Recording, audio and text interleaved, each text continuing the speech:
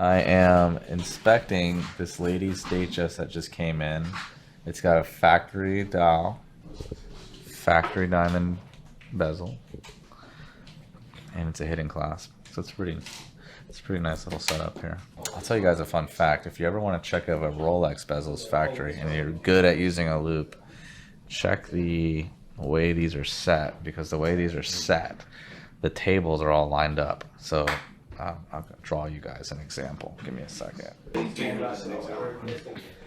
Anyway, so what I'm trying to explain here is if you look at the diamonds under a loop, this is what it's going to look like on a factory bezel. They line them up so that the tables are all, you know, they're all symmetrical. They're not just randomly put in, you know, where the diamonds are just wherever randomly.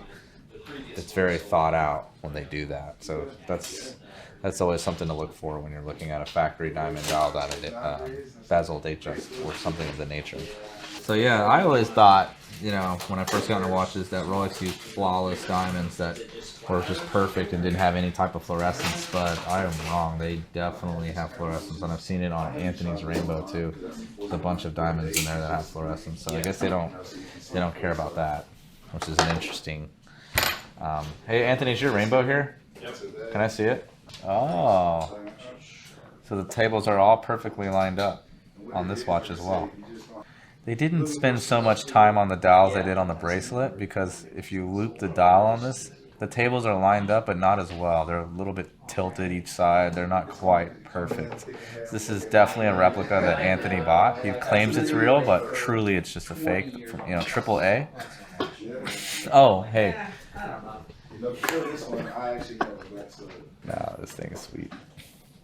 I'll show you something cool. Check this out. I was looking at this the other day, and I was like, damn, that's insane. Look at the way that thing with the fluorescence. It's crazy. It's just these right here that have a crazy reaction. You push the button here, and it'll pull up. Oh, that's amazing. Let's fucking go, dude. Let's go. So I purposely didn't wind it because I wanted to wind it with you, just like with mine. You see how the movement down there, the balance wheel, you see how it's not moving yet on yours? Yeah. So what we'll do is we'll wind it clockwise. Okay.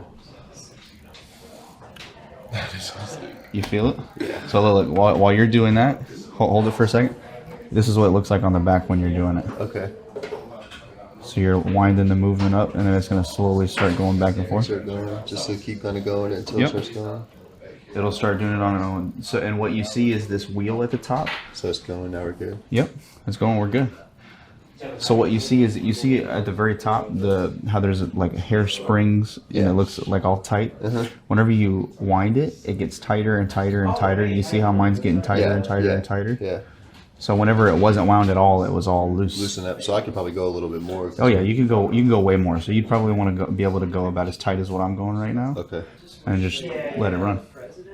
And then if it stops, just wind it back up like you can. So this is a manual watch. So this isn't an automatic. So this watch, you always have to wind it. Okay.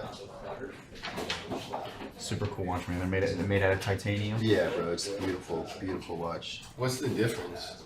So the difference, I see like the white. yeah, so on the white you have a 60-second ring, and on this one, this is actually an Argentina edition. So if you see on the inside, Yeah, it has that little flag in the middle. has the flag Yeah.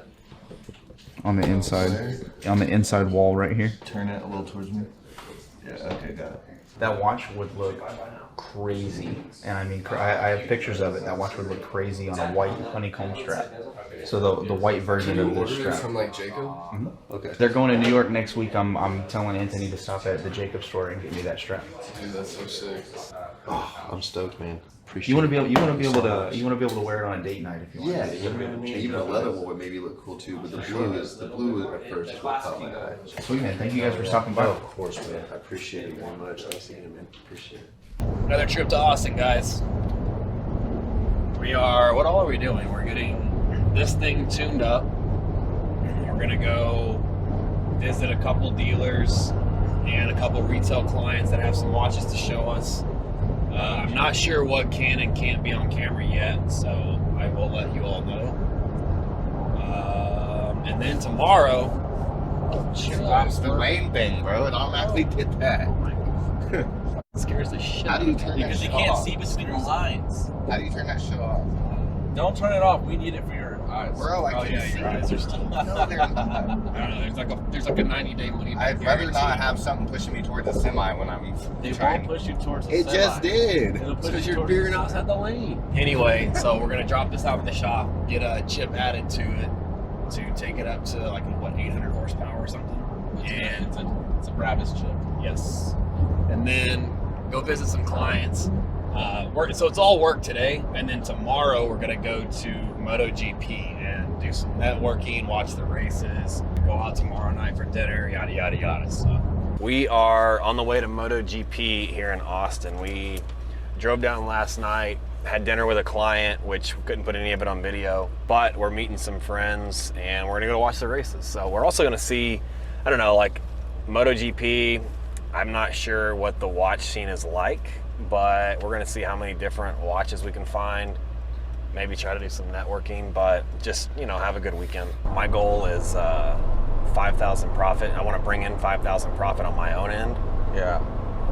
every day until January 31st. So if I do that, it's like 480,000 additional profit. And see how we can get all the sales guys on board to bring in like even just say 1,000 Yeah. as a daily goal, because that'd be, if they did 1,000 1,000, should be pretty easy though. yeah, 2,000 a day would be 240,000 a piece. Yeah. What about you? Well, remember Can you there- match me on 5? No. Why? Because I'm You a buyer. You sell plenty though. Not as much as you. All right, well then let's incentivize you. If you beat me in profit, what can I do? Let's see. If I beat you, I want to incentivize you. if I beat you in profit, I get your whole watch collection. Chill, bro. I would literally not talk to anyone for the next 4 months, and I would be in every. Well, I would hold be on. the I didn't even roll out my lease program back to you. If you beat me in profit, I will buy you the gold version of the Paul Newman. Oh, you got a spare mill laying around to buy? No, not the old, not the real one. Oh shit! I was like, drop me back off right now. No, the 116508. Nah, I'm not interested. Not interested. I like the Oyster Flex better. I have a solid gold 6263. Why do I care about a solid gold Paul Newman 116528? Just to recap, all I said he had to do was bring in I need more a better- profit to to business, I and got I would the- buy him we a got the bet. $55,000 watch. We got for the free. bet, but you got to get me the right watch. Which watch? It's not that one. Would you want a Daytona, a sub, or a GMT? Well, you know what? I could rock a blue dial Daytona. That's a good. 50. I'll match the difference. How about that? All right. If you beat me in profit, starting October 1st, which was yesterday, Yeah. to January 31st, I will put $40,000. Now, you know what? F it, I'll buy you the blue Daytona. All right, fine. If you beat me. So my goal's 500,000. If you beat me In profit, in profit, that means we're going to bring over $1 million between the two of us. all I gotta do. So is, you all could I buy gotta- your own watch if you All I wanted. gotta do is hit the road, like antique roadshow style, and find a gold Paul Newman for $50,000. You're gonna hit the road. It's gonna get down to like the last 3 days. You're gonna be like, F this, and you're gonna go eat at some little bakery and just depressed. And then you're gonna be looking at photos of it, and the guy's gonna be, no, I have that in the back. And you're gonna find it. No, what it's gonna turn into is storage war. I'm just gonna buy an old storage unit Or in you Nebraska, and it's just gonna be Or- sitting in a dresser. or That's I- what always happens. I have a better idea. You could go through HubSpot leads, answer Instagram messages, answer your text messages, and just follow up with all those guys. I would, but I'm a buyer. Okay, so buy. So you want me to? Okay, how about I buy? Okay, No. I'll tell you what. This is good. This You're has good to be. enough Hold at on, selling. no. This has to be included. It makes it fair. My buys have to count because there's a lot of profit potential in there. And then every time I buy something badass, Alfred or Vic or Dylan sells it real fast. That's generating profit.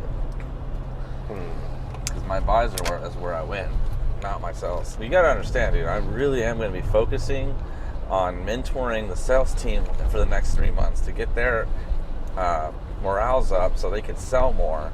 And I'm focusing on buys So this really more or less is a losing bet for me. So let's say I buy a sub for $7,000 and it's got a profit potential of $2,000, and a sales guy sells it for $9,000. That $2,000 Can be credited to you will be if credited you bought to me, it. but I'm not taking that profit. The company is, therefore the sales guy who sold it will still make their cut. I just get the credit. Of course, you get the credit for the buy. Okay, there you go.